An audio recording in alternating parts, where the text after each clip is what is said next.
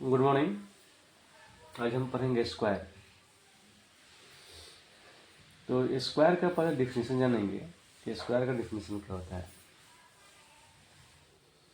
तो the boundary of four lines, इसमें क्या होता है कि चार साइड्स होता है, चार भुजाएं होती हैं और चार भुजाएं से गिरे हुए जो प्लेन सरफेस होता है क्षेत्र को हम स्क्वायर बोलते हैं। और इसमें भी प्रत्येक को 90 डिग्री का होना चाहिए। जैसे हमने आयत में भी पढ़ा था कि प्रत्येक को 90 डिग्री का होना चाहिए और इसमें भी प्रत्येक को 90 डिग्री का होना चाहिए। लेकिन चारों भुजा इस ए और इस चारों क्या है बराबर होने चाहिए। जैसे अगर इसको हम ए बोलें, इसको बी बोलते हैं, इसको सी और इसको डी, तो हम देखेंगे इसको लिख सकते हैं कि A B equal to A C equal to C D equal to B D. मतलब इस चारों क्या है आपस में बराबर है और ईच कोण क्या है 90 डिग्री का है। तो प्रत्येक कोण कितना है 90 डिग्री। ये हमारा स्क्वायर में होता है। अब हम इसकी परिमाप की बात करते हैं। तो परिमाप जो होता है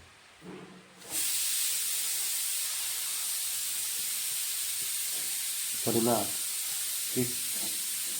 जितनी भुजाएं हैं सबको जोड़ देंगे, ऐड कर देंगे तो हमारा परिमाप हो जाएगा। तो मान लेते हैं कि ए बी, अगर इसको स्मॉल ए बोलें तो अगर ए है तो ए भी ए होगा, ए भी ए होगा और ए भी ए होगा, चारों ए होगा। तो परिमाप क्या होता है, हम लिख सकते हैं A B plus A C plus C D plus B C. इसका वैल्यू ए है, इसका भी प्लस, इसका भी वैल्यू ए प्लस ए, सब कुछ जोड़ेंगे तो कितना होगा 4 होगा। अर्थात हम इसको लिख सकते हैं कि वर्ग का परिमाप इक्वल टू 4 गुना ए, मतलब भुजा, 4 गुना भुजा, ऐसे हम लिख सकते हैं।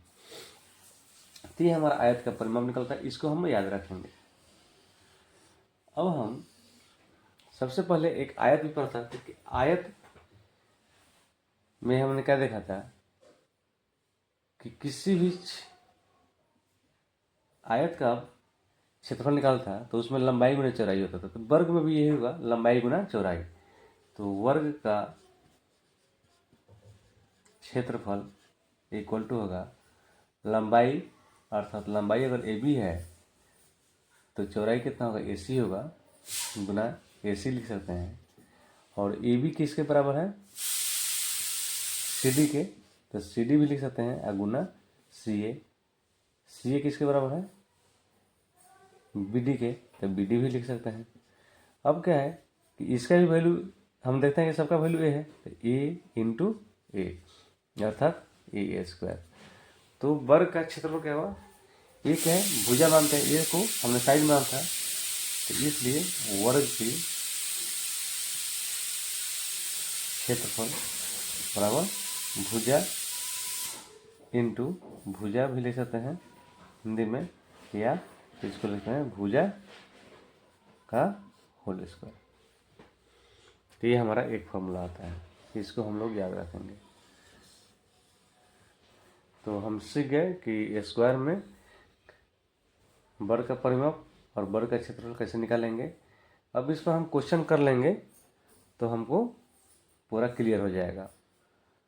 तो चलिए हम क्वेश्चन की तरफ बढ़ते हैं।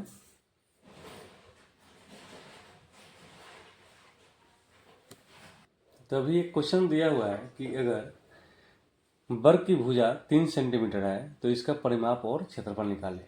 If given a sides of 3 centimetre then find the measure and area of volume of area. तो इसका हम निकालेंगे। तो कैसे निकालेंगे कि सबसे पहले हमने देखा है कि वर्ग में चारों भुजा बराबर होता है। तो अगर हम स्क्वायर बनाते हैं तो अगर ये 3 है तो ये भी 3 होगा, ये भी 3 होगा, ये भी 3 होगा, और तीनों सेंटीमीटर में होगा, सेंटीमीटर में, 3 cm 3 cm। तो डायरेक्ट हम फॉर्मूला से जाएंगे। फ्रॉम फॉर्मूला क्या है कि वर्ग का परिमाप क्या है 4 इंटू भुजा, अर्थात 4a। तो इसको हम हिंदी में भुजा लिख सकते हैं, इसको 4a भी लिख सकते हैं। और a का वैल्यू दिया हुआ है, a इक्वल टू कितना है 3 सेंटीमीटर। तो 3 गिवन, यहाँ गिवन दिया हुआ है, तो 4 इंटू 3 सेंटीमीटर, तो कितना होगा 12 सेंटीमीटर। यही हमारा आंसर निकल कर आता है। अब हम इसके वर्ग का क्षेत्रफल की बात करते हैं, का क्षेत्रफल, तो क्या हो जाएगा a², इसको हम भुजा का स्क्वायर भी जानते हैं, या इसको भुजा गुना भुजा भी लिखते हैं, भुजा गुना भुजा, हम कोई भी लिख सकते हैं। तो भुजा कितना है 3 सेंटीमीटर इंटू 3 सेंटीमीटर, दोनों गुना 3 3 जा 9, सेंटीमीटर सेंटीमीटर स्क्वायर, अर्थात 9 वर्ग मीटर भी लिख सकते हैं, वर्ग सेंटीमीटर, वर्ग सेंटीमीटर, इसको वर्ग सेंटीमीटर लिख दीजिए, वर्ग सेंटीमीटर। ये हमारा आंसर निकल आता है। तो इस तरह हम